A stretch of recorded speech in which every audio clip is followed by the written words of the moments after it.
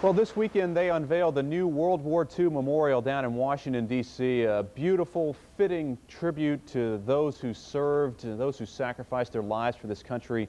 Here's the New Jersey part of it right there. And tonight we have a story to tell you.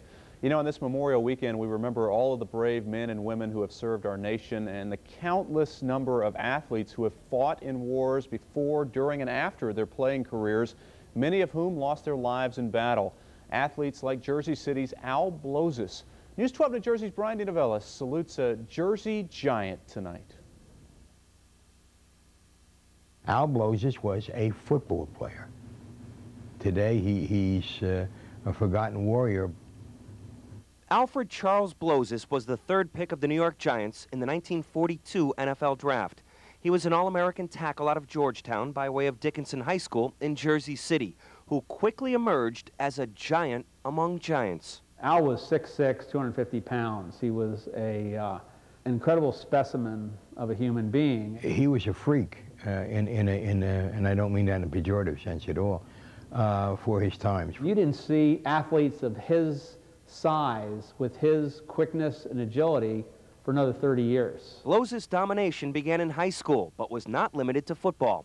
He was a three-sport athlete at Dickinson, lettering in football, basketball, and track, where he set several state and national records in the shot put before graduating in 1938.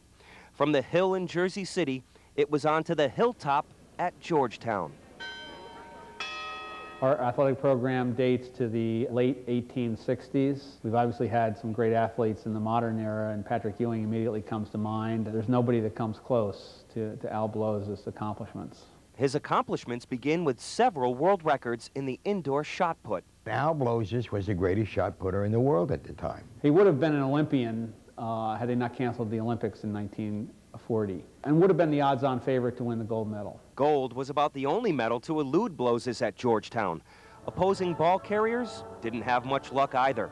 In 1941, he led the Hoya football team to its only bowl appearance in school history.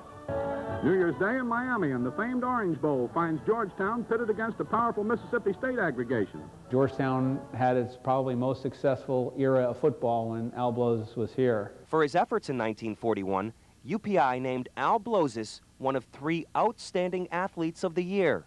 Who were the other 2? One of them was Joe Louis, who indisputably, and certainly everybody remembers Joe Louis today. Another was Ben Hogan, and everybody remembers Ben Hogan today. And the third, with equal billing, was Al Blozis. And at that time, you might have been able to stick him up above Hogan. When Al was a senior, was selected to play in the college all-star game, and they stopped practice. And then they called the whole team over and said, okay, who wants to bet here that this guy here can throw the ball 90 yards? And of course, all these people are gathering around that no way anybody can throw the ball 90 yards. Of course, nobody knows, not the quarterbacks, not anybody else on the team, that Al Blozis is a world champion shot putter. They just think everybody here is one of the best college football players in the country. Lo and behold, Al rears back, stands in the end zone, and throws the ball 93 yards. Ball eventually bounces into the other end zone. And everybody's jaw is dropping, and I think they had a nice payday that day. The following year in 1942, Blozis earned his first professional payday with the Giants. In '43, he was named first-team All-NFL. One of his shining moments came here when he caught a 15-yard pass. Blozis was becoming a force on the football field, but his passion was to serve his country on the World War II battlefield. However, there was just one problem.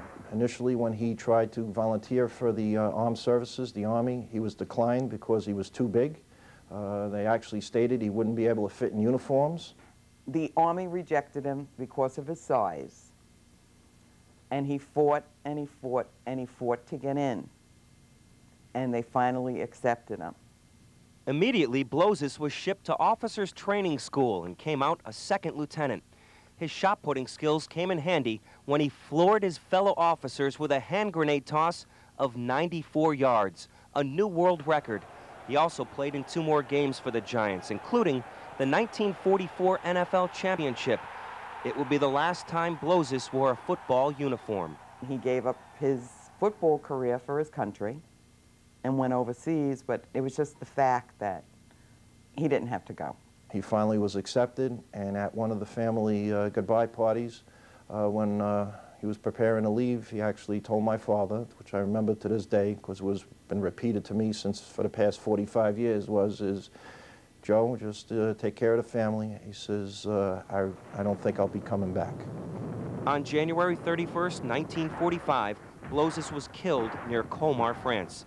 2 of his men were lost in a blizzard.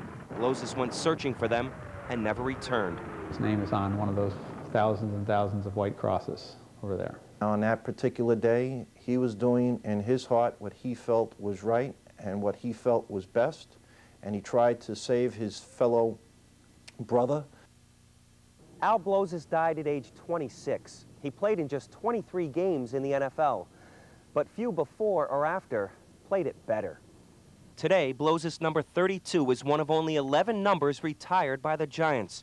He's a member of the College Football Hall of Fame and the New Jersey Sports Hall of Fame, and his plaque that once graced the famed Polo Grounds is now displayed at Dickinson High School's Al Blozis Gymnasium. I'm very, very proud that the New York Giants do not retire many numbers, and for Al Blozis's number has been retired in his name for the sacrifice that he did for his country and for what the Giants did for him is on our end the epitome. How often does a local athlete's name live on when they only their success was high school, college, and a brief stint in the pros? People usually forget, but most of his generation is gone and he's still remembered. If Al Blozis had come out of the war and come back and played football again, he would have become the greatest lineman who ever lived.